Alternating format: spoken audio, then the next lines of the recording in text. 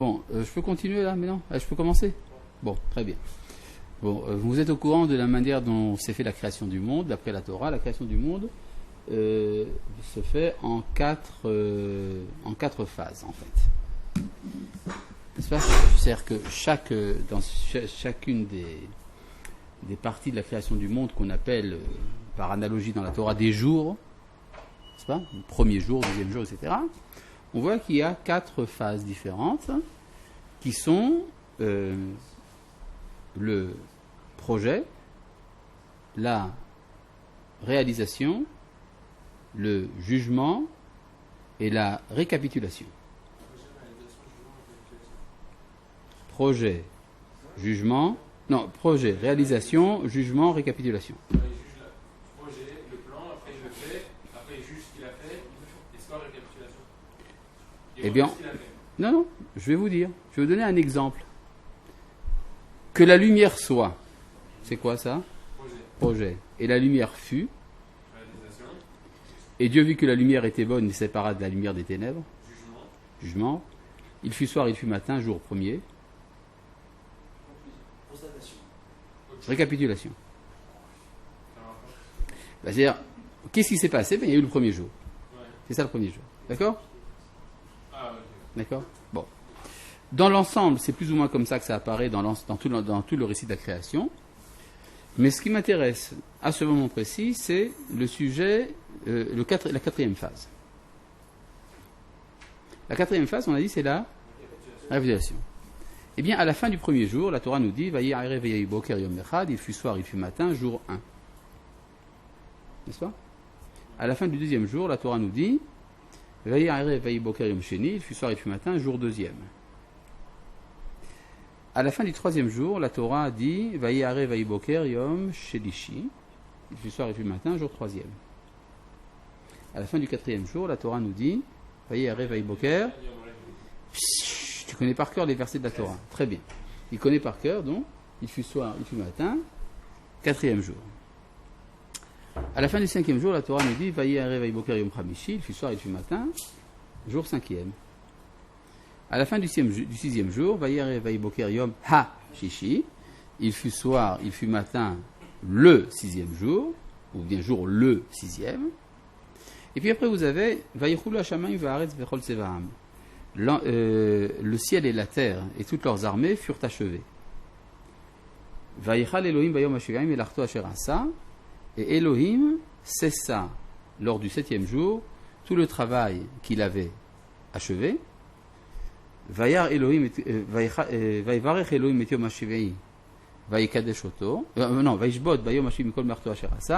cessa lors du septième jour tout l'ouvrage qu'il avait achevé. Elohim bénit et sanctifia le septième jour. Car en lui il avait cessé tout son ouvrage.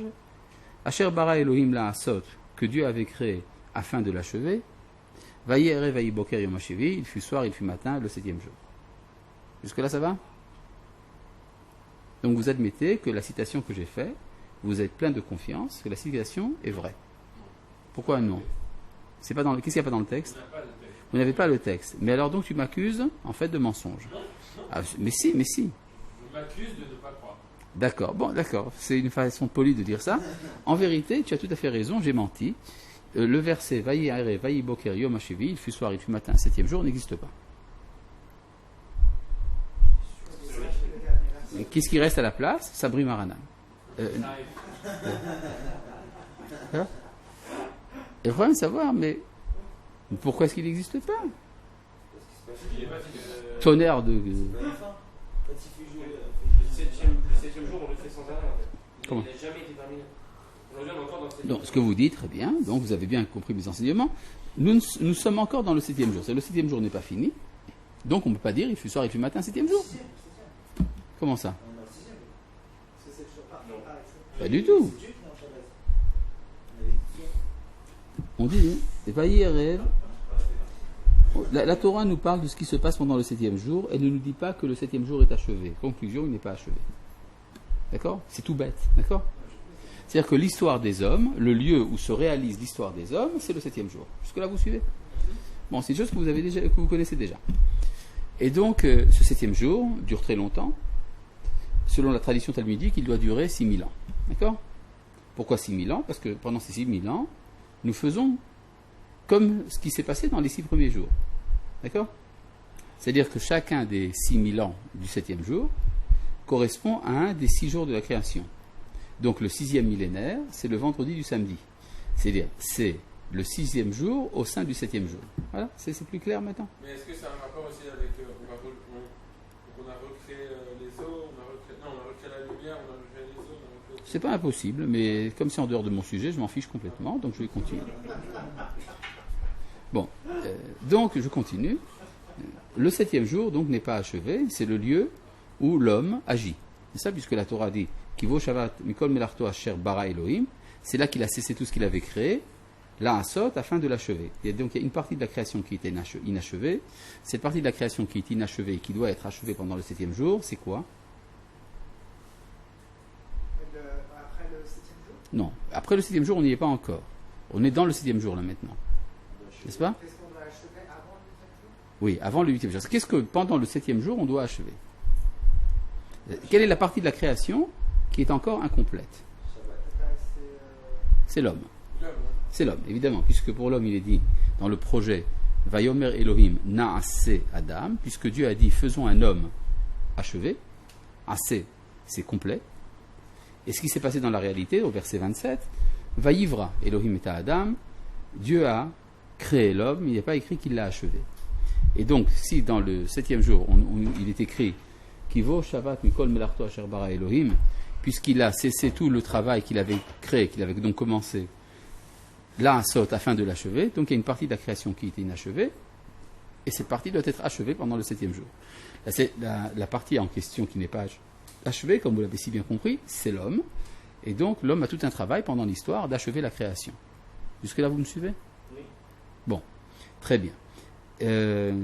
Donc il y a toujours un sentiment d'inachèvement qui fait que, par exemple, l'homme cherche à ajouter quelque chose à la nature. Par exemple, l'homme a des vêtements. Nous sommes le seul animal qui porte des vêtements, et les vêtements changent. Il y a quoi? C'est quoi ça?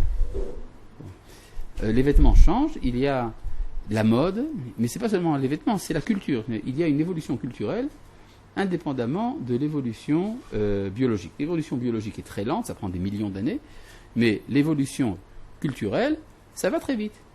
Et donc, il y a toujours on a le sentiment que l'homme est en transformation, donc il cherche toujours à s'habiller. D'ailleurs, ce sentiment est encore plus fort dans la conscience féminine. C'est pour ça que lorsqu'une femme a une armoire pleine d'une garde-robe, qu'est-ce qu'elle dit?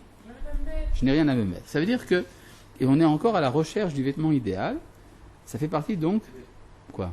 Au final, la recherche du vêtement, c'est pas la recherche de soi-même aussi un peu? Oui, bien sûr. Bien sûr. Voilà, donc on est un peu ce que l'on revêt. D'accord? L'habit ne fait pas le moine, mais enfin, un petit peu quand même. Et donc, ça rigolo. Ouais. Oui, mais il y a toutes choses, il y a tas de choses. C'est la surprise des citations. Bon, alors, je reviens un peu en arrière. Donc, il y a cela à achever. Mais qu'est-ce qu'il faut faire? C'est quoi qu'il faut faire exactement? Le vêtement, ça a l'air insuffisant. Je ne pense pas que l'homme a été créé uniquement pour se vêtir. Donc il y a autre chose. Alors, la Torah nous donne une indication. Dieu a béni le 7e jour et l'a sanctifié. Ça veut dire qu'il y a une finalité du 7e jour qui est d'accéder à l'état de sainteté. Alors le problème, c'est que l'état de sainteté n'est pas très clair ce que ça veut dire. Qu'est-ce que c'est que l'état de sainteté? En tout cas, la Torah nous dit, dans la paracha de Kedoshim, au chapitre 19 du livre de Vaïkra, Daber el kol adad bnei Israël v'amarta alehem Kedoshim tiou. Parle à toute l'assemblée d'Israël et tu leur diras, vous serez saints. Tout le problème de savoir, est-ce que c'est une mitzvah, est-ce que c'est une finalité? En tout cas, ce que dit le Rambam, cela veut dire que lorsque vous aurez accompli tout ce qu'il y a à accomplir, toutes les mitzvot et tout le reste, eh bien, vous accéderez à cette situation de sainteté. Donc, si c'est vrai ce que je dis là, ça voudrait dire que viendra un temps où il y aura écrit dans la Torah Vayihiyu Kedoshim, et ils furent saints. Vayar Elohim Kitov, et Elohim vit que c'était bien. Vayihi Aire, Vayi Boker, Yom HaShevi, il fut soir, il fut matin, 7e jour. Et alors commencera le 8e jour. Oui, le fait d'être saint, c'est la finalité du 7e jour. c'est ce que j'ai dit, oui, effectivement. aujourd'hui là, le peuple juif il est pas saint. Alors, au niveau du klal, c'est au niveau de la collectivité d'Israël, l'âme collective d'Israël a déjà accédé à la sainteté. Mais chacun individuellement, toi, moi, l'autre, c'est ça, il y a encore un problème. C'est-à-dire que ça explique d'ailleurs pourquoi nous nous permettons, nous autres les juifs, de cesser le travail une fois par semaine. C'est absolument un scandale. Comment? Le monde n'est pas encore achevé, on se repose. D'accord? Ça veut dire qu'au niveau, c'est-à-dire que nous avons déjà l'intuition d'un monde idéal, et donc nous nous permettons une fois par semaine de faire le Shabbat. D'accord? Et donc, quoi? Oui. Oui, mais pourquoi ça nous a été ordonné? C'est la même chose. Je comprends que l'expression on se permet allait vous choquer, mais c'est pas grave. Parce que se permettre, c'est vrai que quand c'est pris au niveau individuel, ça remet en question la révélation. Mais quand il s'agit au niveau du klal, la Torah est donnée au klal, disons, en accord avec la collectivité d'Israël, en accord avec l'âme collective d'Israël. Donc, l'âme collective a le droit de dire qu'elle se permet de faire le Shabbat. D'accord? D'accord? Mais ça, c'est un sujet qu'il faudrait développer. Dans quelle mesure la mitzvah est une coercition, dans quelle mesure elle est le fruit de l'acceptation intérieure. Oui, dans le Zohar, tu n'as qu'à apprendre le français. Dans le Zohar, par exemple, il y a deux expressions pour parler des mitzvot. Il y a une expression qu'on appelle Tariag Pikudin, ce qui veut dire 613 commandements. C'est la traduction du mot hébreu mitzvot. Mais il y a une autre expression, c'est Tariag Aitin, qui veut dire 613 conseils. C'est comme ça que le Zohar comprend cela. C'est-à-dire qu'il y a un niveau de perception qui fait qu'on appelle ça des conseils. D'accord? Coercition, ça veut dire contraindre quelqu'un.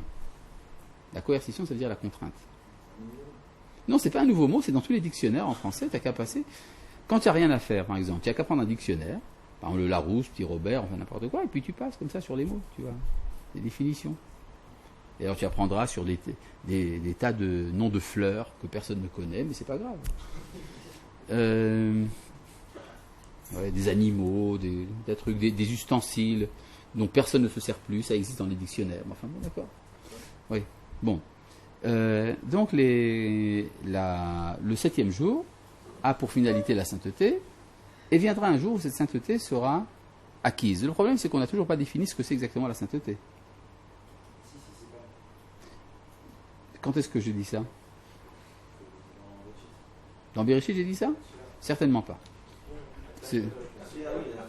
Dans la Tfila. Dans la Tfila, c'est autre chose. Mais dans ce cours, je n'ai pas expliqué ce que c'est la sainteté, et en fait, je vous ai caché ce que c'est vraiment.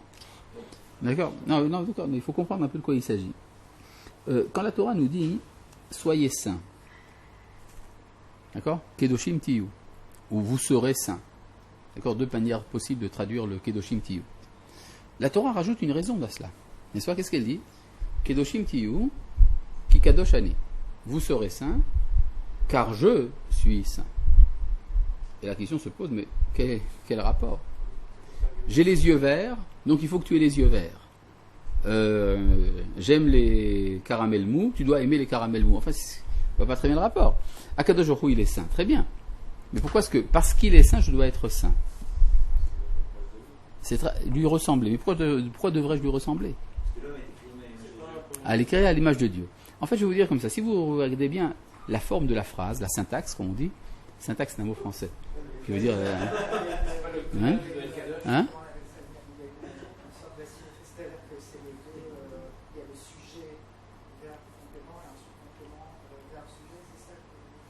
Je n'ai pas très bien compris. Bon, ce que je simplement... Non, je vais essayer d'expliquer ce que je veux dire là. Je vais essayer de dire. Je peux dire moi aussi? Tu veux dire quelque chose? Bon. C'est comme si Akadosh Baruch Hu disait voilà, pour l'instant je suis le seul à être saint, donc je suis seul. Vous voulez pas être saint vous aussi, comme ça on pourra jouer ensemble? Si quelqu'un dit soyez saint parce que je suis saint, ça veut dire qu'il se sent seul. Il se sent seul. Oui, si Dieu dit voilà, je suis le seul à être saint, et donc je vous demande d'être saint vous aussi, ça veut dire pour qu'on puisse jouer ensemble. Ça y est. Et donc il faudrait qu'il y ait ce problème du mérite. Tu veux dire quelque chose? C'est pas histoire de dire que le klal lui peut être saint, alors que Hachem lui tout seul il est saint, et que nous, chaque individu ne peut pas l'être pour qu'on soit au C'est possible qu'on a besoin de l'aide du klal pour ça, d'accord? Mais la motivation qu'a Akadosh Baruch Hu, c'est quoi? C'est d'avoir quelqu'un à rencontrer.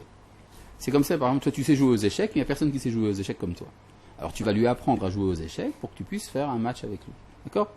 Donc on peut dire que le jeu, ce qu'on appelle l'amusement, c'est pas n'importe quoi. Il y a ici une réalité métaphysique extrêmement profonde. C'est le désir du créateur de rencontrer quelqu'un avec qui il peut dialoguer. Alors maintenant, vous posez des questions de logique, des questions métaphysiques à n'en plus finir. Comment se fait-il qu'un Dieu qui est autosuffisant a besoin d'un autre? Ça, c'est des questions pour les philosophes. Oui. Ça, c'est des questions donc pour les philosophes. Mais nous autres, les élèves de Moshe Rabbeinu, on s'en fiche pas mal des philosophes, parce que ce qui nous intéresse, c'est de savoir comment est-ce que Akadosh Baruch Hu s'est manifesté à nous, et non pas des problèmes de métaphysique générale. Oui. Mais dire qu'il se sent seul, ça veut dire qu'il faut un manque. Oui, c'est un manque, c'est ça. Donc il y a un problème métaphysique. Comment se fait-il qu'Akadosh Baruch Hu, qui est autosuffisant, a besoin de quelqu'un d'autre? C'est un manque. Ça, c'est une question donc pour les philosophes. Comme nous, les élèves de Moshe Rabbeinu, ce qui nous intéresse, c'est la manière dont Akadosh Baruch Hu s'est révélé à nous, et non pas les problèmes de métaphysique générale. Donc on s'en fiche pas mal de répondre à la question, pour l'instant en tout cas. Je l'aurais déjà dit? Non, pas possible. D'ailleurs, comment s'appelle Monsieur Alzheimer? Son prénom, j'ai oublié. Enfin bon. Donc, il y a le problème de la sainteté. La sainteté, c'est, sans savoir encore ce que ça veut dire exactement, pour l'instant, je n'ai pas défini la sainteté, je ne sais pas si je vais le faire dans ce cours, mais l'état de sainteté est un état d'être où il y a une rencontre sans intermédiaire, une rencontre directe entre la créature et le créateur. D'accord? C'est ça qu'on appelle Kedusha, la sainteté, et il y a pour cela un moment du monde qu'on appelle le 8e jour où c'est réalisé. D'accord? Pendant le 7e jour, on doit réaliser ça. Viendra un temps où la Torah dira ils furent saints. Hein? Vayu kedoshim, ils furent saints. Vayar Elohim kitov, Dieu vit que c'était bon. Vayi are vayi boker, yom hashevi, il fut soir, matin, 7e jour, et après commencera donc le 8e jour. Oui? Vous avez expliqué pourquoi on devait être saint, mais vous n'avez pas expliqué ce que c'était être saint. Nahon. Je ne sais pas expliquer ce que ça veut dire être saint. D'accord? Mais que représente cette situation? Ça, je l'ai expliqué. D'accord. Maintenant, cette situation de sainteté, elle appartient au 8e jour. Maintenant, il y a un petit problème. C'est que la Torah dit expressément que le 8e jour a commencé. Dans le livre de Vaïkra, chapitre 9, verset 1, il est dit Vayehi bayom hashemini. Et ce fut le 8e jour. Mais c'est dans un sujet précis, non? Dans un sujet précis, bien sûr. C'est quoi le sujet? Le sujet là-bas, c'est l'inauguration du Mishkan. Dans l'inauguration du Mishkan, la Torah nous dit Vayehi bayom hashemini. Or, le Mishkan est appelé dans la Torah Mikdash. Ve'asuli Mikdash. Ils me feront un sanctuaire. Rashi explique c'est quoi un sanctuaire, Mikdash. Rashi dit ça veut dire Ba'it Shel Kedusha, une maison de sainteté. Ça veut dire quoi une maison de sainteté? C'est un lieu dans la géographie terrestre où la rencontre entre la créature et le créateur est possible. Maintenant, ça demande certaines conditions, mais cela est possible. Et quand ça commence, eh bien on dit, et ce fut le 8e jour. Donc, le 8e jour a commencé. Ah, très bien. La Torah ne nous dit pas que le 7e jour est fini. Donc, le 7e jour n'est pas fini, mais le 8e jour a commencé. Alors, comment ça se passe? Ça se passe entre l'extérieur du Beth Amikdash et le Beth Amikdash. Dans le Beth Amikdash, il y a déjà le 8e jour. C'est-à-dire, si on veut savoir de quoi aura l'air le monde dans le 8e jour, eh bien, c'est pas difficile. On fait une visite au Beth Amikdash et on sait. D'accord? Maintenant, ça c'est dans l'espace. Il y a également un Mikdash dans le temps, ça s'appelle le Shabbat. Il y a un Mikdash dans l'être humain, c'est Israël, l'âme d'Israël. D'accord? C'est ça que la Torah parle du 7e jour de Yom HaShabbat, Vayekadesheo, un temps saint, qu'il y a une nation sainte, Goy Kadosh, et qu'il y a un lieu saint, Mikdash. Et au niveau du Goy Kadosh, on ne l'a pas encore réalisé. Au niveau du Klal. Non, Au niveau du klal, c'est réalisé. Au niveau de l'individu, c'est pas encore réalisé. C'est en progression. Quoi? Qu'est-ce qu'il y a? J'ai rien compris. On est d'accord? On est d'accord, mais c'est génial. On est proche des temps messianiques absolus. Bon, très bien. Par jalousie. Non, c'est vrai, c'est la jalousie. Ah, par humilité. Non, bien sûr. La Gemara dit, pourquoi est-ce que la Torah nous appelle Hameat Mikol Ha'amim, le moindre des peuples? C'est parce qu'à chaque fois que je vous ai donné de la grandeur, vous vous amoindrissez devant moi. D'où la haine de soi chez les Juifs, qui a pour origine une humilité extrêmement profonde. C'est-à-dire que nous avons horreur d'entendre parler de la notion de peuple élu. C'est une horreur qui est innée en nous. Et d'ailleurs, c'est peut-être une des preuves que nous sommes vraiment le peuple élu, parce que le seul peuple qui ne se prétend pas être le peuple élu, c'est celui qu'il est vraiment. C'est vraiment celui qu'il est. Bon.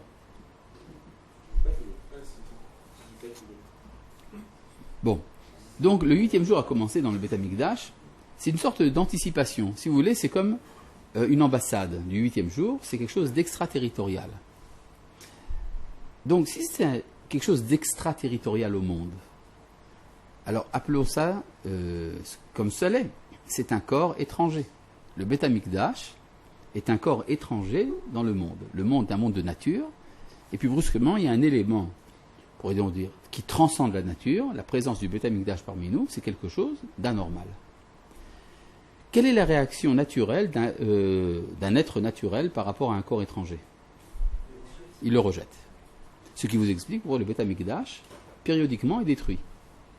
Donc le problème n'est pas... Pourquoi est-ce que le vrai problème, c'est pas quand le Beth Amikdash est détruit, c'est quand il est construit que ça fait problème. Comment se fait-il qu'il y ait un élément du 8e jour en plein 7e jour? Ça fait désordre. Alors c'est pour faire goûter. Comme tu dis, c'est pour faire avancer. C'est-à-dire, ça donne un peu l'intuition de ce que ça va être. Petit à petit, ça va avancer. D'accord? Mais, en vérité, le Beth Amikdash n'est pas fait pour durer. Il ne peut pas tenir le coup.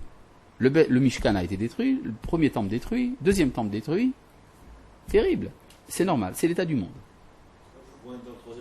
Alors le troisième temple ne sera pas détruit. Mais alors pourquoi? Pourquoi? C'est parce qu'il y aura une réconciliation, une sorte de fusion entre le monde et le Mikdash. C'est-à-dire quand on entre dans le 8e jour, transformation du monde. Alors, pourquoi le troisième? Pourquoi pas le 94e? D'accord, je vais y répondre. Mais je voudrais vous rappeler qu'il y a un peu plus de 2 siècles, il y a eu dans un des pays barbares d'Europe, il y a eu une révolution universelle, dans laquelle, il y a une révolution universelle. Et alors, les Européens en question ont une réaction extrêmement violente contre le christianisme, contre la noblesse, contre le clergé, tous ces machins-là. Et ils ont également rejeté à un moment le culte chrétien. Mais les... Oui.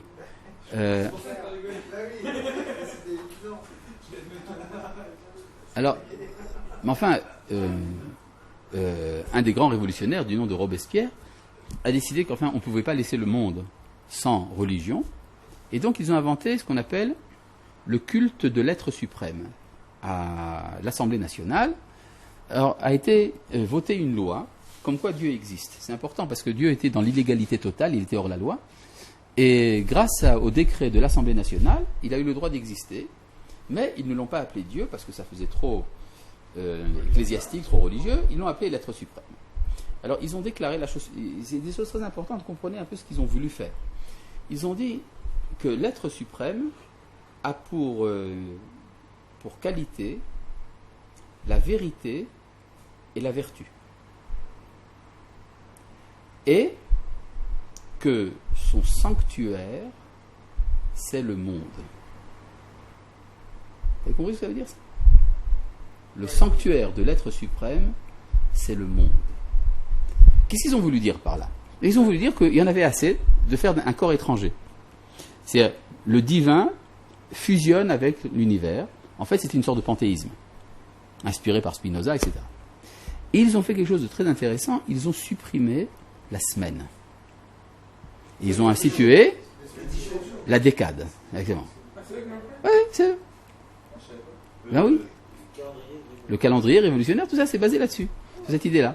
C'est-à-dire qu'il y a l'être suprême, et puis après, bon, on en a fini avec le 7e jour. Donc il n'y a plus de semaine. Ça a duré jusqu'au début du consulat.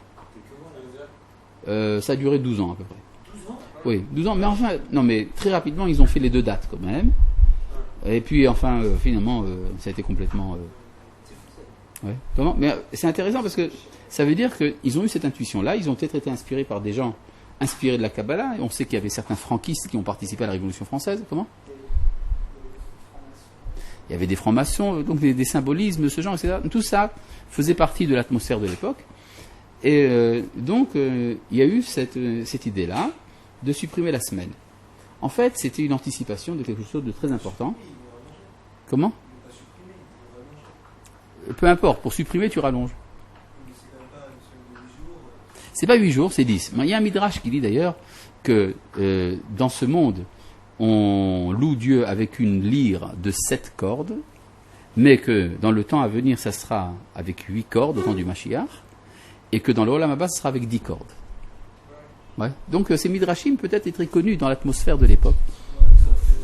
Hein ? Oui, alors dans la terreur, ils aidaient les gens à passer rapidement au Olam Haba. Ouais, c'était tchic-tchac, rapidos, quoi. Et alors, en tout cas, il y a cette idée-là qu'il y a une sorte de conflit entre la sainteté et le monde, et donc il y a cette attente de cette fusion. Maintenant, si vous regardez dans le livre de Zecharia, dans le livre de Zecharia, il y a une description très intéressante de cela. On nous dit que, je vais vous lire ça dans le texte, je suis déjà.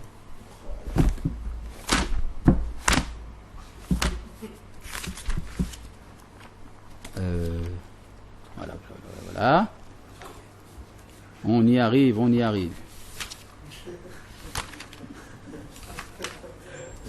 Qu'est-ce qu'il y a ? Ouais.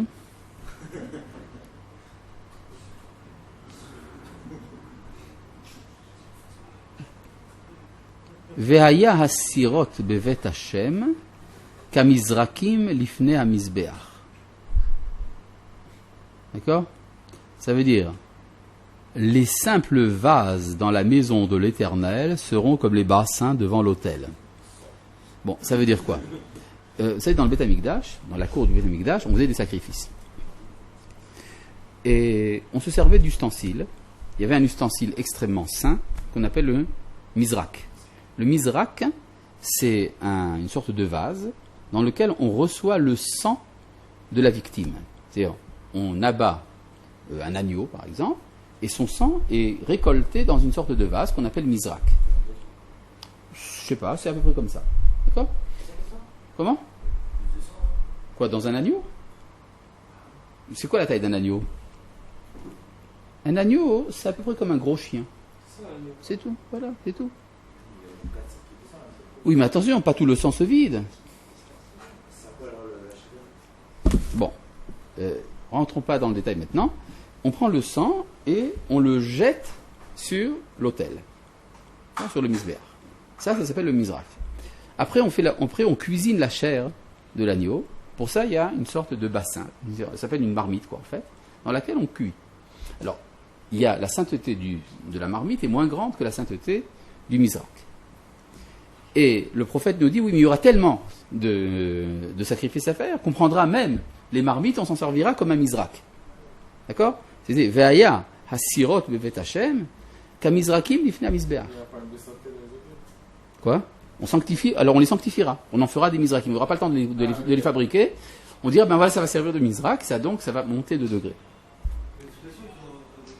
Oui, mais il n'y aura pas le temps. Il y aura la grève des fabricants de mizrakim, mais alors entre-temps, il faudra absolument... voilà. Bon. Ve'aya, kol sir birushalayim u'Yehuda. Et alors, toutes les marmites à Jérusalem, alors ça devient beaucoup plus que ça. On pensait pour l'instant les marmites qu'il y avait dans la cour. Et puis on dit toutes les marmites de Jérusalem. U'Yehuda, et en Judée. C'est-à-dire jusqu'à Tel Aviv. Kodesh Lachem Tsevaot seront sanctifiés pour l'Éternel des armées. Uvaou kol hazofrim, etc. Donc ça veut dire que la sainteté de la cour du temple va s'étendre à Jérusalem, et de Jérusalem à toute la Judée. C'est-à-dire que le temple fait tache d'huile. C'est-à-dire ce lieu qui jusqu'à présent était un implant qui n'arrivait pas à être reçu, eh bien maintenant, la sainteté va, en grandissant, Et Jérusalem devient le Beth Amikdash, etc. Et après, il y a un verset terrible. Bayom ahu yiyeh al metzilot asus kodesh lachem. En ce jour, sur les ornements frontaux des chevaux, c'est-à-dire sur le cheval, il y a un ornement qu'il met sur son front. Il y aura écrit Kodesh Lachem, consacré au Seigneur, il traduit ici. Vous avez déjà vu un ornement frontal sur lequel il y a écrit Kodesh Lachem? Le diadème du Kohen Gadol. Le Kohen Gadol, il portait un diadème sur lequel il y avait écrit Kodesh Lachem. Et le prophète nous dit, le diadème des chevaux portera cette inscription. Donc la sainteté du Kohen Gadol, elle Passera au cheval. Oh là là. D'accord? C'est-à-dire, c'est donc une sorte de réconciliation de la sainteté avec la nature, donc ça ne peut pas être détruit. C'est le monde qui entre dans le 8e jour. Maintenant, je vais vous dire, il y a une tradition qu'on trouve dans les Tosfot des sages d'Angleterre. Vous savez que c'est les Tosfot. Les Tosfot, ce sont les sages qui sont venus dans les générations après Rachi. Pendant les 2 siècles après Rachi, il y avait en France des Chachamim qu'on appelait des Baalei HaTosfot. Et il y en avait également en Allemagne et en Italie, et il y en avait eu un moment en Angleterre. Les Tosafot des sages d'Angleterre, ça s'appelle Tosfot Chachmei Anglia. Et dans les Tosfot des sages d'Angleterre, dans le traité de Sanhedrin, il y a une tradition qui est amenée, qui est absolument incroyable. Je crois que c'est le seul endroit où j'ai vu ça, où il est dit que le 3e temple tiendra pendant 830 ans. C'est très embêtant. Si c'est que 830 ans, pourquoi tellement travailler s'il doit être lui aussi détruit? En fait, c'est pas vrai du tout. 830 ans, ça veut dire que pendant 830 ans, il y aura encore cette séparation. Mais après 830 ans, le monde fusionne. C'est-à-dire, il n'y a plus de Beth Amikdash parce que le monde entier devient le Mikdash. Maintenant, c'est quoi 830? C'est 410 plus 420. N'est-ce pas? Non, la durée de l'existence du premier temple, plus la durée du 2e temple. Donc 410 plus 420, ça fait 830. Ça explique pourquoi c'est justement le 3e temple qui ne sera pas détruit. Parce que le 3e temple sera une synthèse des 2 premiers. C'est quoi la synthèse? Et donc il faut comprendre pourquoi est-ce que le premier... Synthèse des 2 premiers qui, eux, ont été détruits. Oui, mais pourquoi est-ce que le premier a été détruit et pourquoi le 2e a été détruit? Alors enseigne... Comment? Parce que... Le premier n'est pas le deuxième, le deuxième n'est pas le Exactement. Parce que dans le premier, il n'y avait pas le 2e, dans le 2e, il n'y avait pas le premier. Et que 2 plus 1, ça fait 3. Très bien. Vous êtes très fort en maths. Et donc, le premier temple a été détruit parce que il n'avait en lui que ce qu'on appelle la sainteté du klal. Le Rav Kook explique ça très longuement dans son des Mahalach Haïdot B'Yisraël, dans le livre de Horoth. Il explique la chose suivante. La grandeur de l'époque du premier temple était telle que l'âme collective d'Israël était ressentie de manière extrêmement forte. Et donc l'individu n'avait pas le temps de se développer. Il y avait de cela un exemple, par exemple, lors de l'inauguration du premier temple, il y a une fête. C'est décrit, il y a une description de cela dans le Tanakh, dans la Bible. Et qu'est-ce qu'il y a écrit à ce propos? Il est dit que à la veille, la fête qu'a fait le roi Salomon pour l'inauguration du premier temple, elle a duré depuis le 8e jour de Tishré jusqu'au 14e jour de Tishré. C'est-à-dire pendant toute la semaine avant Sukkot, on a fait la fête. Pendant toute la semaine avant Sukkot, donc il y a eu des sacrifices avec consommation, il y avait des holot, des shlamim, et tout le peuple mangeait pendant 7 jours des agneaux, des vaches, etc., en l'honneur de l'inauguration du premier temple, depuis le 8 Tishré jusqu'au 14 Tishré. Ça vous embête pas, ça? Il y a eu une fête inaugurale, faite par le roi Salomon pour inaugurer le premier temple. D'accord? Cette fête a duré pendant 7 jours. Elle a duré depuis le 8 Tishré jusqu'au 14 Tishré. Jusque-là, ça va? Ah, non, c'est pendant cette semaine-là, il y a Kippour. Le 10 Tishré, c'est Kippour. Donc, ils ont mangé à Kippour. Si, ils ont mangé à Kippour. Pourquoi ils ont mangé à Kippour? Pour une raison très simple. C'est que Kippour, ça vient régler les problèmes des péchés individuels. Moi, j'ai fait un péché, toi, tu as fait un péché, lui, il a fait un péché. Chacun individuellement doit se purifier. Mais l'inauguration du temple, c'est la joie du klal. Alors pourquoi est-ce que l'individu s'occuperait de ses problèmes personnels alors qu'il s'agit maintenant de sanctifier le klal? Ils avaient le droit, bien sûr. Il y a un prophète qui leur a dit que c'était possible, etc. Mais ce que ça veut dire, qu'il y a un prix à payer. C'est vrai, donc il y a le klal, mais l'individu n'est pas entraîné par cela. Et donc c'est ça qui a amené finalement les grands péchés qui ont amené la destruction de l'État de l'époque. D'accord ? D'ailleurs, il y a un truc intéressant. Vous savez que la Bible dit qu'au temps du roi Salomon, l'or et l'argent traînaient dans les rues à Jérusalem. D'accord ? Quel a été le premier acte des Hébreux après la mort de Salomon? Ils ont lapidé le ministre des Finances. Ça veut donc dire que cette richesse était une richesse royale, une richesse de l'État, mais l'individu souffrait, lui. D'accord ? Donc il y avait le klal, il n'y avait pas le prat. Le deuxième temple, sa grandeur, c'était justement la kedusha, la sainteté de l'individu, kedusha taprat. Tous c'était des tzadikim. Mais comme c'était des tzadikim, ils se détestaient les uns les autres. Parce qu'il n'y avait pas de colle, il n'y avait pas de ciment entre les individus. Et c'est donc le péché du deuxième temple, c'était la haine gratuite, la sinatrinam. Donc ce qui manquait au deuxième temple, c'était le premier, le klal. Donc si le premier se distingue par sa qualité de klal et le deuxième par sa qualité de prat, et que le manque de l'autre, c'est ça qui a entraîné la destruction, si on fait une synthèse du premier et du deuxième, on a klal, shutzach li prat, prat, shutzach li klal, c'est une fusion harmonieuse du klal et du prat, et donc il ne peut plus être détruit. D'accord, vous avez compris? Quoi? Hein? Oui, c'est ça. C'est ça. Si on fait une analyse de comment ça s'est passé, c'était ça. D'ailleurs, on n'a qu'à voir dans les textes historiques qui parlent de la destruction du temple, on voit très bien ça. Par exemple, tout ce que montre Flavius Joseph à l'époque du deuxième temple, comment c'est ça qui a amené la dislocation de l'État. Toutes les marlocotes qu'il y avait entre Chassidim et Mithyavnim, et puis après entre les Sadducéens et les Pharisiens, et puis entre Beth Shammai et Beth Hillel, et les différentes factions des zélotes à Jérusalem. Oui, qu'est-ce que vous voulez dire? Tu veux plus? Bon, d'accord, c'est pas grave. Qu'est-ce que tu veux dire? Salomon, il n'a pas fait en sorte que quoi? Que c'est une tâche socratique? Non, justement, Shlomo, il était comme ça. Il pensait que tout allait se faire à travers sa personne. Et donc, oui, il était le Mashiach, si vous voulez. Il était oint, il était donc Mashiach, fils de David. Ça aurait pu marcher. Il s'est dit, je vais réaliser l'unité du monde entier à travers mon palais. Et donc, il s'est marié avec 1000 femmes. Il a épousé les princesses de toute la planète pour être lui le personnage universel.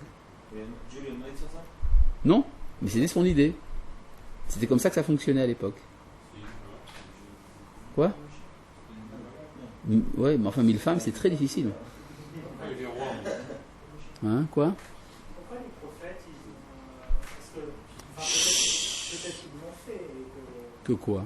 ça m'échappe, mais pourquoi les prophètes, ils n'ont pas prophétisé ça Justement, parce que les prophètes étaient incapables de le faire.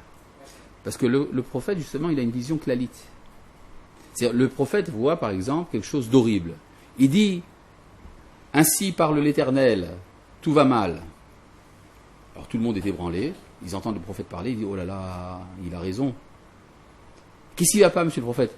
Eh bien, il y a ici de la débauche, il y a de l'idolâtrie, du vol, de l'assassinat. Oh, il a raison, le prophète. Tu viens, Germaine? Alors, on rentre à la maison, après avoir entendu le prophète, et puis on refait la même chose. On continue. Pourquoi? Parce que le prophète ne voit que l'image dans son ensemble. Les prophètes ne sont pas capables de voir les causes au niveau du prat de ces choses-là. Comment est-ce qu'on en est arrivé là? Alors qu'est-ce qu'ont fait les rabbins à l'époque du deuxième temple? Ils ont fait le contraire des prophètes. Ils ont dit, voilà, vous autres les juifs, on ne va pas vous parler de grandes choses. On va vous dire comment vous lavez les mains le matin. Alors, vous voyez un bon juif, quoi, il écoute les rabbins. Il veut se réveiller le matin. Non, il ne faut pas toucher les yeux. Il n'a pas encore lavé les mains. Bon, ça va. Alors, qu'est-ce qu'on fait là maintenant? Alors, va te laver les mains. Bon, ça va. Non, il ne faut pas mettre les mains dans l'eau. Allez, tu as souillé cette eau. Verse cette eau-là, prends-en une autre. Bon, ça va. Alors il cherche... non, ça va pas, mon vieux. Il y a ici une entaille. Jette ce Kéline. Prends un autre. Bon, il prend un autre. Très bien. Oui, mais l'eau n'est pas assez propre. Bon, alors verse, on va prendre une autre. Bon, d'accord. Maintenant, je peux me laver les mains? Oui. Non, mais pas comme ça. Sur la droite, sur la gauche. Droite, gauche, droite, gauche. Ouh là là. Tout ça, que pour pouvoir encore se toucher les yeux. Après, c'est pas fini. C'est-à-dire que toute la journée, il va être accompagné par des halachot. Et chaque halakha est minutieuse. Elle lui dit comment bouger ce petit doigt. D'accord? Et ce que ça a créé des personnes petites, mais morales. Alors qu'à l'époque du premier temple, il y avait des personnalités extrêmement grandes, mais immorales. Non, c'est pas moral de se laver les mains. Mais ça crée une attention permanente pour chaque moment de la vie. Et donc ça crée une conscience qui permet de dominer le Yetzer Hara avant même qu'il ne grandisse. C'est comme les racines des baobabs. Tu sais, il y a un arbre qu'on appelle le baobab, qui est extrêmement dangereux. Mais, quand il a des toutes petites racines. Oui, bien sûr.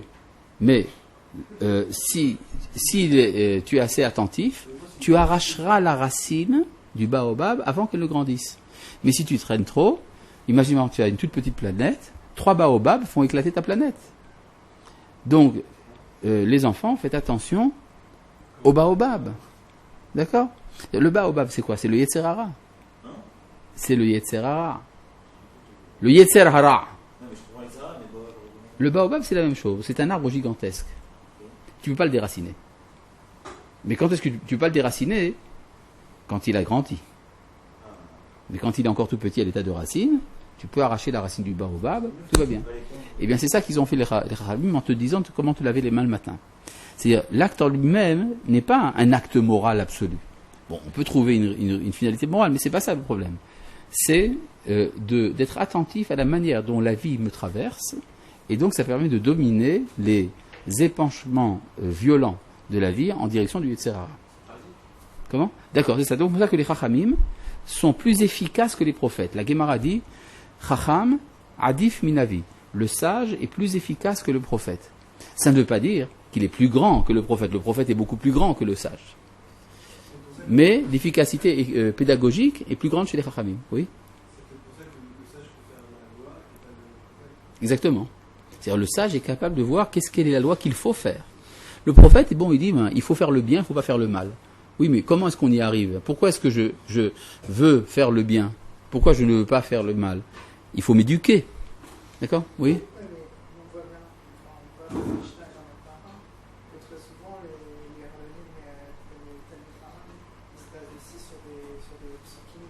Absolument pas.